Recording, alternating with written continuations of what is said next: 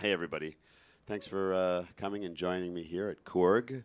This is like home for me because, I take the Korg instruments all around the world with me. And I've been doing it for years because it's such a positive experience and because I really need the capabilities that the instruments offer. And I'm very excited about this new Platinum Kronos because I love the Kronos and having this beautiful thing on the road with me. I'm about to go on a new world tour. Dream Theater our album is coming out on the 29th. This is the commercial part of this. It's called The Astonishing. It's 2 hours and 13 minutes worth of music. We like to give you your money's worth. So, we worked very hard. John Petrucci and I wrote all the music for this thing. It's like a rock opera idea. And when we go out on tour, which our first show is in Europe on February 18th in London at the Palladium. And then we'll continue touring from there, and we'll be all over the world, first Europe, then America, South America, Asia, Australia, the moon, Mars. I'll come home for a little while, make another record, and we'll do it again. So, so the Kronos is, I think a lot of you know that the instrument is just so powerful. I do a lot of splits. I do a lot of layering in my job with Dream Theater. For example, anything that's not a guitar, a bass, drums, or the voice, any other sound is me. So if you're wondering, where's that sound coming from? It's probably me. So what I end up doing is I'll put sounds all over the keyboard. And sometimes people say, why do you use that notation pad? And I'm like, well, because it's really hard to remember that the French horn note is on my pinky, and when I use my thumb, it's 2 octaves lower on the spoken word sample, and then my left hand, which I put way down here, is playing the melody line. Like, oh, okay. So all that kind of layering and splitting is what's possible here, because you can have 16 different sounds all over the keyboard, all as part of one, what we call combination, which is massive.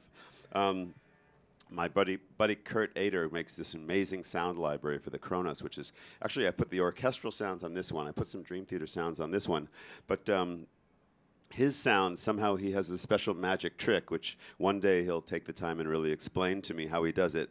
But what he does is he creates these incredible orchestral sounds, but it's all in the program mode. So then I'm thinking, okay, well, you could have 16 of those all together, and you'll know what I mean when I play this. I think I'll open it up and improvise a little bit with this, with his sounds, and you can see. So this is, you'll hear it.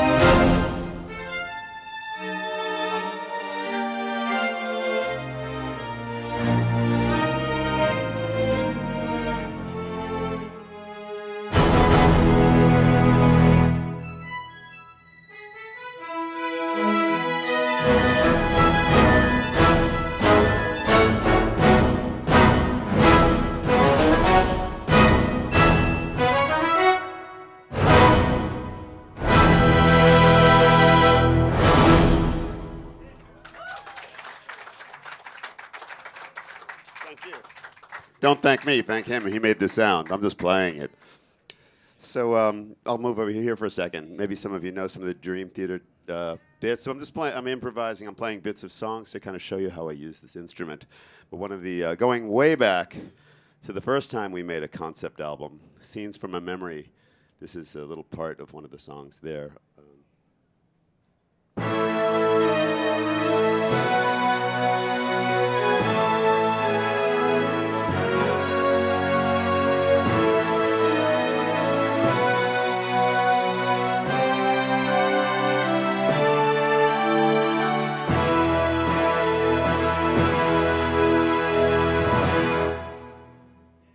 So I used to have to be the orchestra for Dream Theater all the time for, let's say, about 16 years now.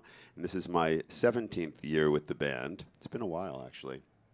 And for this album, actually, what we did is we wrote all the music, and our original intention was to allow our amazing orchestrator, David Campbell, to just take like the piano and guitar and drums or whatever and make those into like full orchestral arrangements. But when I got in the studio with John Petrucci, we started to write, and we're writing the songs mostly like on piano and and guitar, and we wanted to hear things in the epic proportion. And I happened to have all these sounds. Kurt gave me his library, and you put your hands on these sounds. It's like, oh my God, it's like incredible. So I quickly realized that I wasn't just going to be able to hand it off to our friend David Campbell. I wanted to kind of like pre-orchestrate it a little bit and play some of the parts so we could feel it and we can hear it that way. And then we'd hand it to him, and he could take my big chord and say, okay, well the trumpets will play this, and the trombones will play this, and the choir will do that, and whatever. So I was a little upset at first when we, I was happy about the idea of using a full orchestra for everything, but I felt a little bit taken like away from my job, which is usually doing like a lot of the orchestral sounds. So, but I'm pleased to say what ended up happening, and what's very interesting about the age that we live in, is that David did an amazing job orchestrating, and he found a great orchestra in Prague to record the album.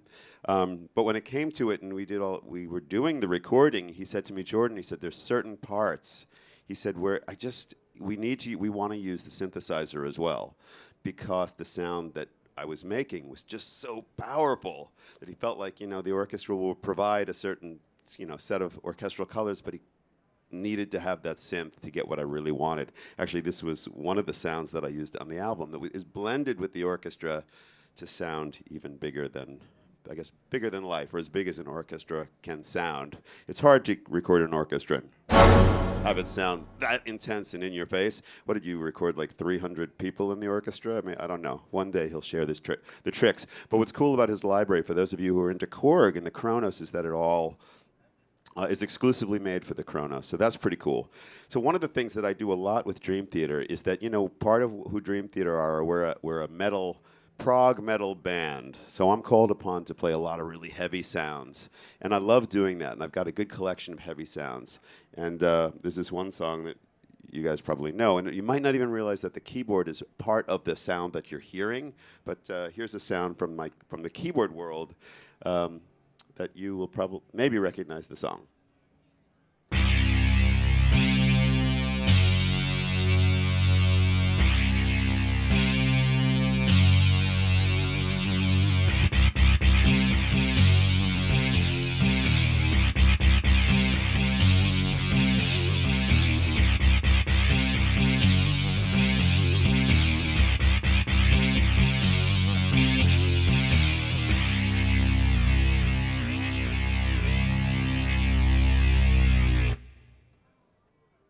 So you can hear it's got a really metal edge, and when you listen to that song, next time you listen to that song, you'll probably say, oh, okay, I understand now, because it's my job to add sometimes a little bit of color to the heavy sound that we're trying to achieve.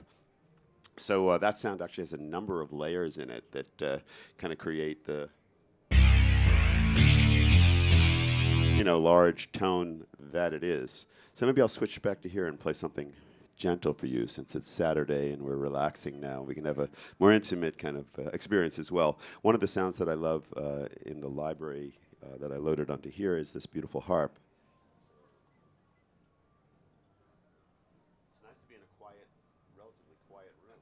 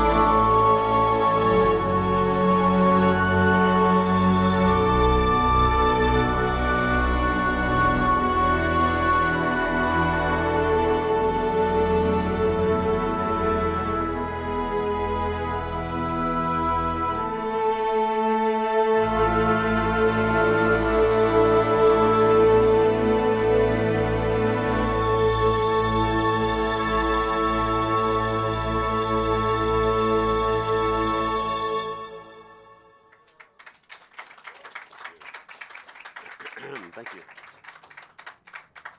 All right. I'm not always that mellow. Sometimes.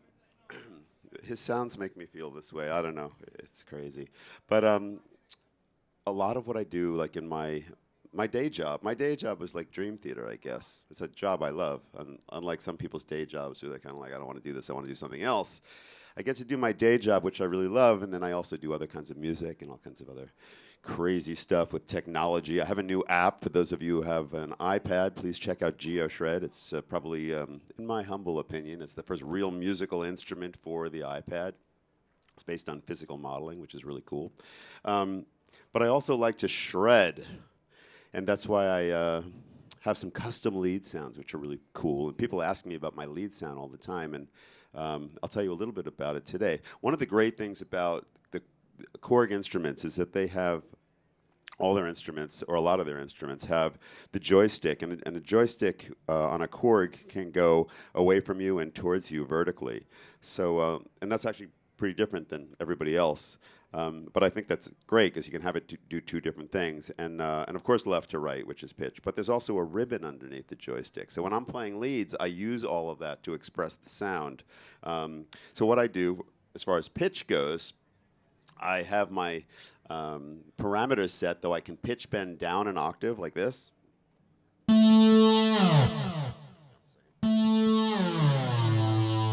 I can pitch bend up a whole step. And I find that that's really convenient, so I can do like the Jan Hammery kind of thing, like, you know.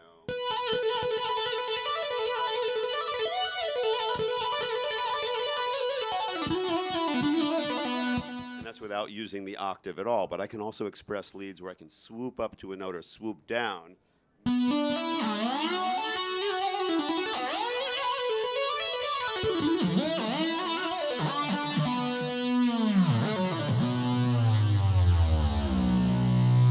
And that's just playing without using any of the expressive capability of moving the joystick up or down. So what happens with my joystick is I have kind of simulated harmonics. So if I push the joystick away from me, here's what happens. If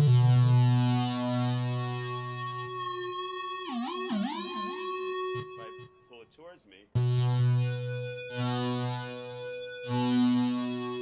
I have that to work with, so I can be like...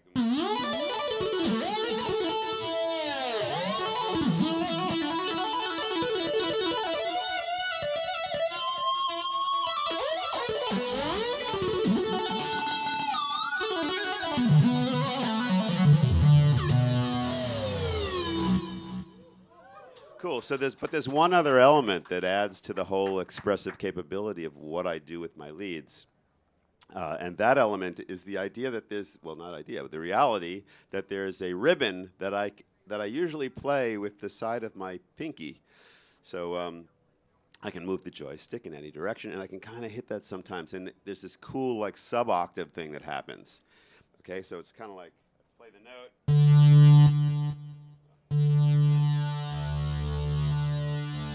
So you can hear as I put my pinky on that ribbon. When I put it all together, and I've got both all the directions of the joystick and the thing on my pinky, it gets to be a pretty cool sound. So you like.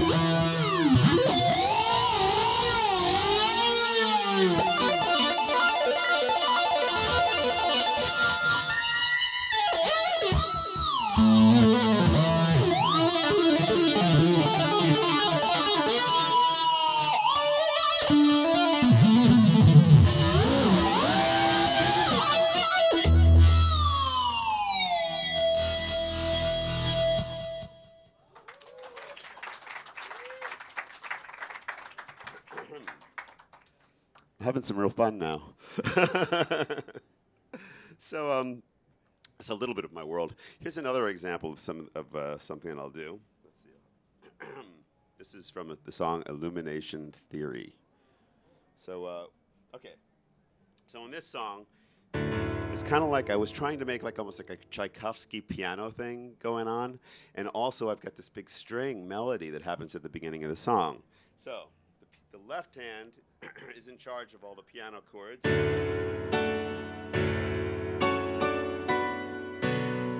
the right hand, way at the top of the keyboard, has the strings and the choir and all that. This is one of those things I had to work out and really position things. And Kurt, I'm sorry, this was done before I discovered your sound, so it's not quite, you know, what you gave me, but it's pretty cool. Here we go.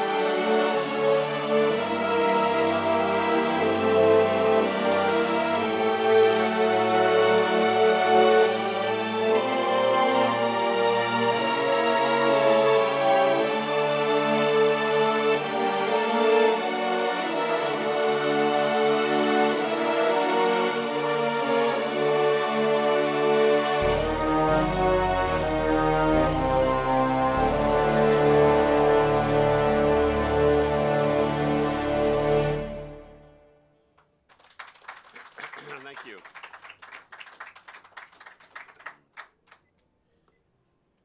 I'm playing like keyboard Dream Theater sounds. I should probably turn you on to the snarling pig. Anybody know the snarling pig?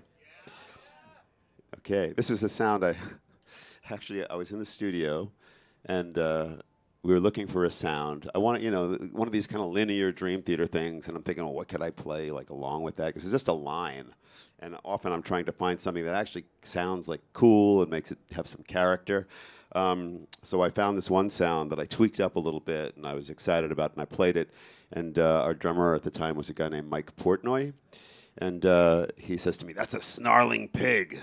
I was like, okay. So I named the sound Snarling Pig, and from then on, whenever anybody wants that sound, which we use that sound, give me the Snarling Pig sound. So for those of you who don't know it, it's pretty snarly.